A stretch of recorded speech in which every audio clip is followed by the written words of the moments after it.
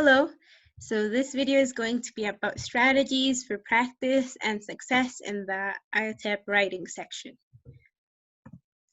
So for writing, some important things are that we have to practice typing, like on the computer. We also have to practice thinking. So coming up with ideas, reasons, examples, and opinions about any topic. So practicing that can be helpful. Also, practicing the writing of the text.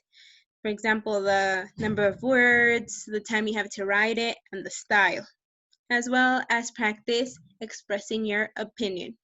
So those things can help us. And also practice making notes to plan what to write.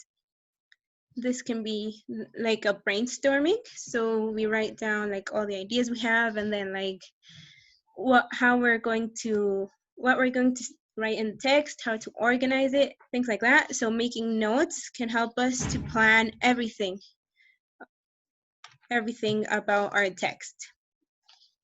For the writing, we have to combine thoughts and sentences into a complete logical answer.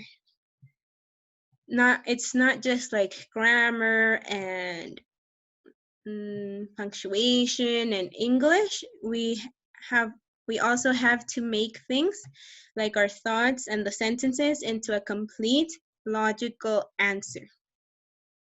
In the part 1 of the writing, you have 5 minutes to write something short, maybe like a letter to a new pen pal, where you tell them about you, your family, and your city, or maybe about your favorite food, or things like that. You have 5 minutes to write something short. And in part 2, you have 20 minutes to write like a sort of essay from 175 to 250 words. And these essays are different since they're like more complex topics. So the strategies for practice and success. So writing part 1, the simple one of 5 minutes. So write things. These are some tips. Write things to contribute to the topic or to answer the question. So don't waste time and words on unrelated things. Maybe you have to write a letter about, like we said, telling them about you, your family, and your city. So don't waste time like being like, oh, how are you? How are things over there in your country or city?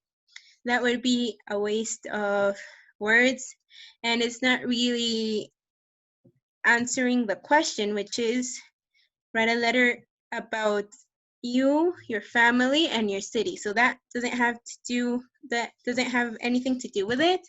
So don't waste time with that. Yeah, it has to contribute to the topic or answering the question, what they ask you for. You should also go into detail to answer the question. So be specific. If they ask you about your family, maybe describe your family, their personalities, how many members are there. So be specific. Instead of using words and time to type something unrelated, go into detail about what they ask you to write about. And also keep in mind that writing a longer text does not mean a better score. Just to have something like minimum number of words or like kind of short, I don't know. Yeah, just something short is okay as long as it's correctly written.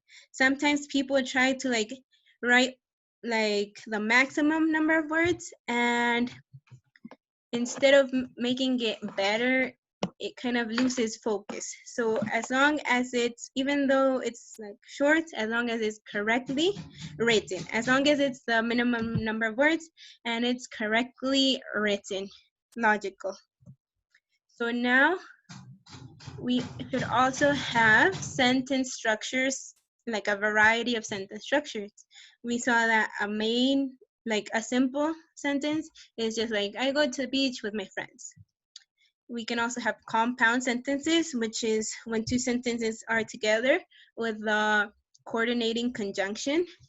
Coordinating conjunctions, fanboys, for, and, nor, but, or, yet, so. So it would be, I go to the beach with my friends, but I don't like to go to the movie theaters with them. That would be a compound sentence. And then complex sentences, when we have a subordinating conjunction, like because, when, if, as, why, while, when. So for example, I like to go to the beach with my friends because they are very fun people. So when we're writing, we should make sure to have like a variety of sentences, not just simple sentences. That would mean that we don't have that much of a level to write different types of sentences. So that's why we should include structure variety. Yeah, like I said here, we have an example of the simple one, the compound one, and the complex one. Use a variety of them, not just like all of them the same. And we should also quickly write an answer to all aspects of the question.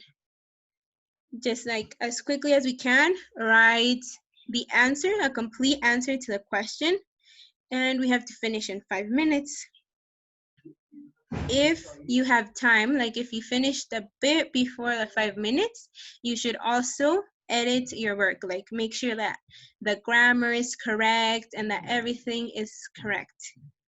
That's why you should work as quickly as you can to answer all of the questions.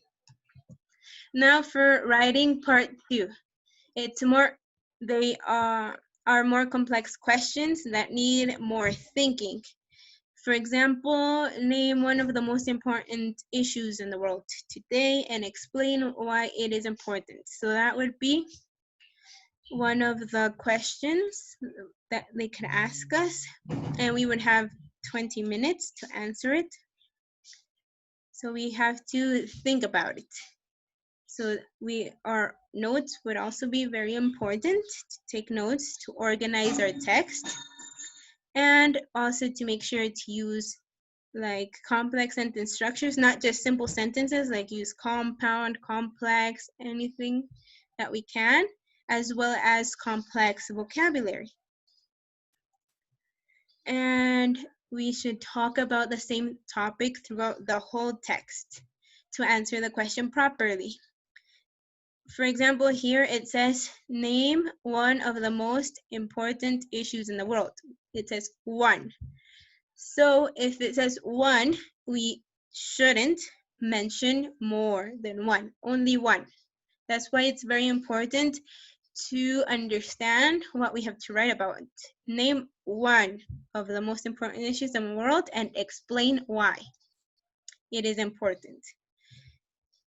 So that's why we should talk about the same topic throughout the whole text and answer the question properly. That's how we do it. And here are the references that where I got the information from. So that would be, I think it would be everything for this topic. Yeah, for this video. And I will see you in the next one. Bye.